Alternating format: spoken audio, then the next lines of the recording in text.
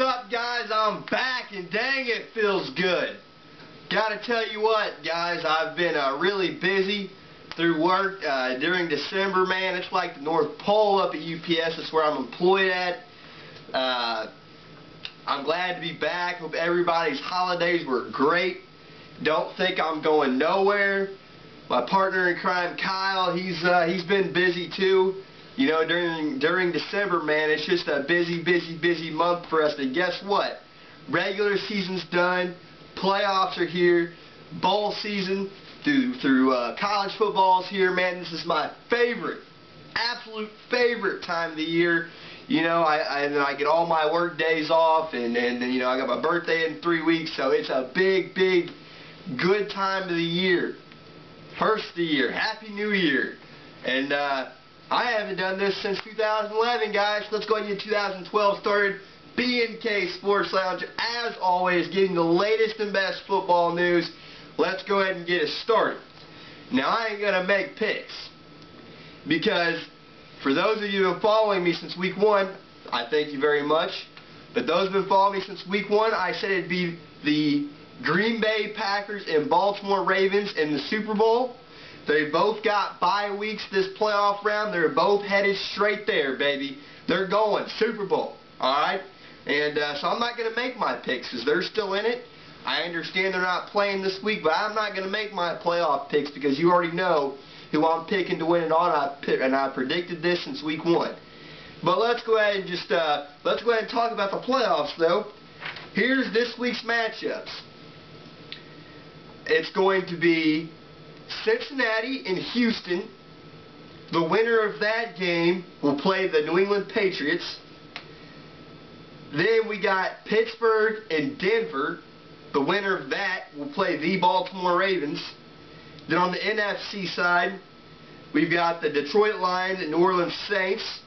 The winner of that game will play the San Francisco 49ers. Then we got the Atlanta Falcons and New York Giants. And then they will play the Green Bay Packers. So, I've got to tell you, I am very disappointed with the AFC side this year. Honestly, there's a lot of teams who do not deserve to be in the playoffs. And I'm not saying that they don't deserve to be in the playoffs and someone else does. I'm not saying that by any means. I'm just saying it was a terrible performance from the AFC side of things this year. I mean, I look at these teams, and if some of the teams that are in the playoffs now were to play on the NFC side, they wouldn't have made it. For example, the Bengals, they should not have made the playoffs. Hell, if they were in the NFC, they wouldn't have made the playoffs. The Denver Broncos, if they weren't in the AFC West, they wouldn't have made the playoffs. Pittsburgh, I don't really think Pittsburgh's Pittsburgh this year, and I don't think that they've got really a chance to make it to you know, the big game. And you know, Houston, you know, they started off great, man. I was all over the Houston Texans bandwagon. And even when, you know, they were down their third-string quarterback, you know, everybody started writing them off the playoffs, I still said they're going to make the playoffs. It's the Texans' year. You guys know that's been following me all year long. I've been saying it's the Houston Texans' year. They made it happen, but, man, they struggled towards the end due to injuries. And because of injuries, I don't see them really doing anything either. So it's going to come down to New England Patriots and Baltimore Ravens.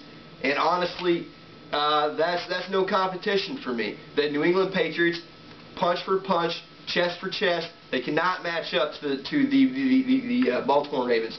Baltimore, they are the dominant team in the AFC, hands down, bar none. I have no question that they're going to make it to the Super Bowl. And I've been saying that since week 1, and I really lost the Jacksonville Jaguars, and they almost got upset a few other times. Hell, I think maybe they did get upset another time, but I stuck to my guns. I'm pulling for the Ravens. They're a great team, and I really think they're going to do, I don't really think, I have a pretty dang good feeling they're going to do a lot of damage this year as far as the AFC side goes. And the NFC side, you know, everybody's starting to get all over the Saints bandwagon.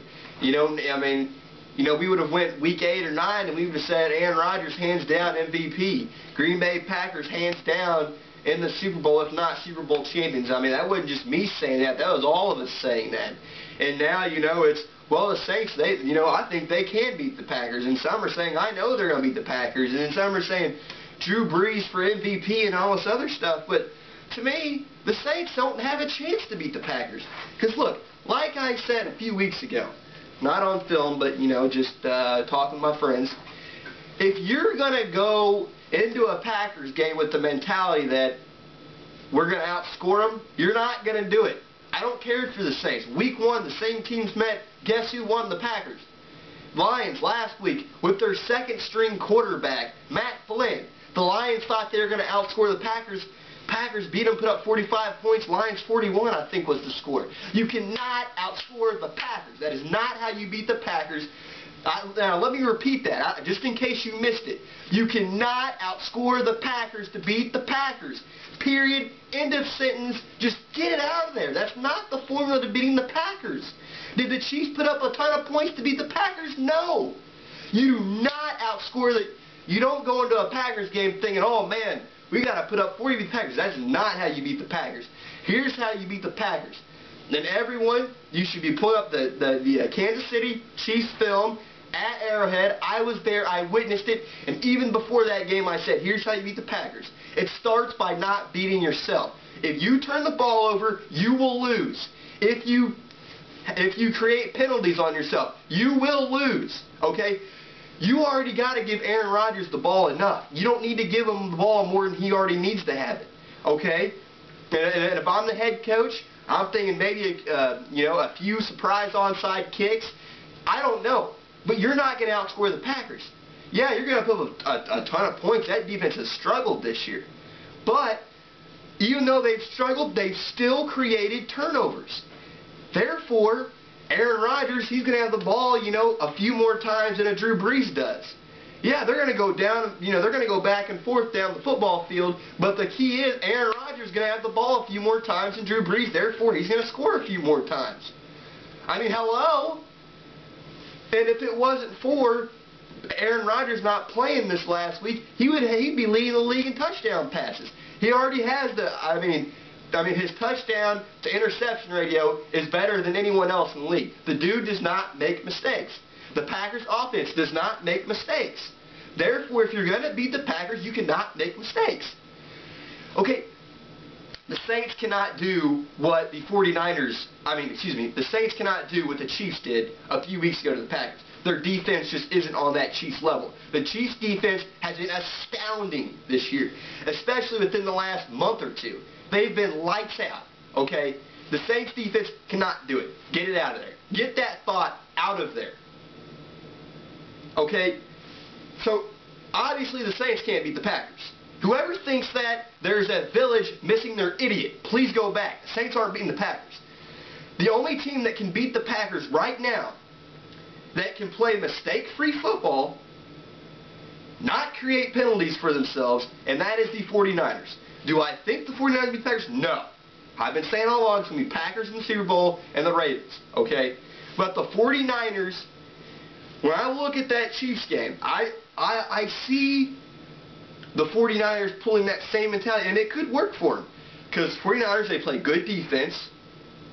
They don't, Alex Smith, I'm not a fan of him, but the dude has played mistake-free football. So, it could be, I'm not going to say a low-scoring affair, because the Packers, there really is no low-scoring. There really is no low-scoring affair. But I think that the point margin could be good enough for Alex Smith to be able to put his